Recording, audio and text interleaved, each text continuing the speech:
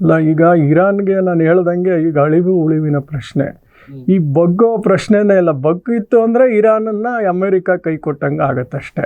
ಅವ್ರು ಹೇಳ್ದಂಗೆ ರಜಾ ಪಲ್ಲವಿನೇ ಬಂದು ಕೂತ್ಕೊಂಡು ಅವ್ನು ವೆಸ್ಟರ್ನ್ ಪರವಾಗಿ ಅಮೇರಿಕಾ ಹೇಳ್ದಂಗೆ ಆಡಳಿತ ಮಾಡ್ಕೊಂಡಿರ್ಬೋದು ಒಂದು.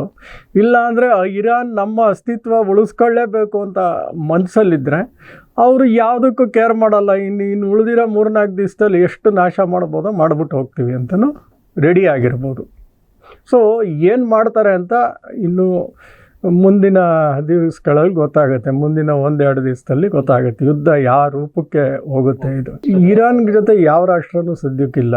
ಇರಾನ್ ಜೊತೆ ಚೆನ್ನಾಗಿದ್ದಿದ್ದು ಚೈನಾ, ಯಾಕಂದರೆ ಎಕನಾಮಿಕಲಿ ಚೆನ್ನಾಗೇ ಸಪೋರ್ಟ್ ಮಾಡ್ತಿದ್ರು ಇರಾನ್ ಅವರು. ಯಾಕಂದರೆ ಅಲ್ಲಿ 90% ಉತ್ಪಾದನೆ ಆಗ್ತಿದ್ದಂಥ ಆಯಿಲ್ ಸ್ಯಾಂಕ್ಷನ್ ಇದ್ದರು, ಚೈನಾ ತಗೋತಾ ಇತ್ತು. ಅವ್ರು ಯುವಾನ್ ಕರೆನ್ಸಿಲಿ ಅವ್ರಿಗೆ ದುಡ್ಡು ಕೊಡ್ತಾಯಿದ್ರು. ಅಫ್ಕೋರ್ಸ್ ಅವ್ರಿಗೆ ಏರ್ ಡಿಫೆನ್ಸ್ ಸಿಸ್ಟಮ್ಮು, ಕೆಲವು ವೆಪನ್ಸ್ ಎಲ್ಲ ಕೊಟ್ಟಿರ್ಬೋದು, ಇಲ್ಲ ಅಂತ ನಾನು ಹೇಳಲ್ಲ. ರಷ್ಯಾದವರು ಚೆನ್ನಾಗಿದ್ದರು. ಬಟ್ ಈಗ ಡೈರೆಕ್ಟಾಗಿ ಈ ಯುದ್ಧದ ಸಮಯದಲ್ಲಿ ಅವರು ಡಿಪ್ಲೊಮ್ಯಾಟಿಕ್ಕಾಗಿ ಅವರು ಸಪೋರ್ಟ್ ಮಾಡ್ತಾರೆ ಹೊತ್ತು ರಾಜತಾಂತ್ರಿಕವಾಗಿ ಮಿಲ್ಟ್ರಿ ಜನನ್ನ ಜೊತೆಲಿ ಕೊಟ್ಟು ಇಲ್ಲ ಧೈರ್ಯವಾಗಿ ಅಮೇರಿಕನ ಎದುರಾಕೊಂಡು ಅವರು ಸಪೋರ್ಟ್ ಮಾಡೋ ಅಂಥ ಪರಿಸ್ಥಿತಿಲಿ ಚೈನಾ ಇಲ್ಲ. ಈಗ ರಷ್ಯಾದವರು ಆ ಪರಿಸ್ಥಿತಿಲಿಲ್ಲ. ಡೈರೆಕ್ಟ್ ಅಮೇರಿಕಾ ಜೊತೆ ಎದುರಾಕೊಂಡು ನಾವು ಇರಾನಿಗೆ ಸಪೋರ್ಟ್ ಮಾಡ್ತೀವಿ ಅನ್ನೋ ಈಗ ಆ ಒಂದು ಸ್ಥಿತಿಲಿ ಅವರಿಲ್ಲ. ಸೊ ಈಗ ಏನಿದ್ರು ರಾಜತಾಂತ್ರಿಕತೆ ಅಷ್ಟೇ. ಯುನೈಟೆಡ್ ನೇಷನ್ಸಲ್ಲಿ ಇವ್ರ ಪರವಾಗಿ ಮಾತಾಡೋದು, ಇಲ್ಲ ಇದನ್ನು ಖಂಡಿಸೋದು ವಿಶ್ವಮಟ್ಟದಲ್ಲಿ, ಇಷ್ಟೇ ಮಾಡ್ತಾರೆ ಹೊತ್ತು ಬೇರೆ ಏನು ಮಾಡೋ ಸಾಧ್ಯತೆಗಳು ಇಲ್ಲ. ಚೈನಾದ ಏರ್ ಡಿಫೆನ್ಸ್ ಸಿಸ್ಟಮ್ ಫೇಲ್ ಆಗಿದೆ. ಆಪರೇಷನ್ ಸಿಂಧೂರಲ್ಲೂ ಫೇಲ್ ಆಯಿತು, ಇಲ್ಲೂ ಫೇಲ್ ಆಯಿತು.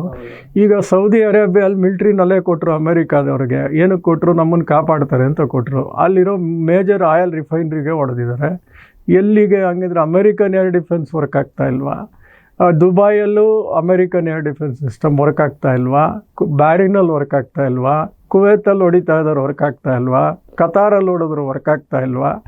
ಸೊ ಎರಡು ಕಡೆನೂ ನ್ಯೂನ್ಯತೆ, ಇವರೇ ತಪ್ಪು ಅವರೇ ತಪ್ಪು ಅಂತ ಈಗ ಹೇಳೋಕ್ಕಾಗ್ತಿಲ್ಲ. ಬಿಕಾಸ್ ಟೆಕ್ನಾಲಜಿ ಯಾವ ಥರ ಯಾರ್ಯಾರು ಉಪಯೋಗಿಸ್ತಾ ಇದ್ದಾರೆ ಅಂತಲೇ ಗೊತ್ತಾಗ್ತಾ ಇಲ್ಲ.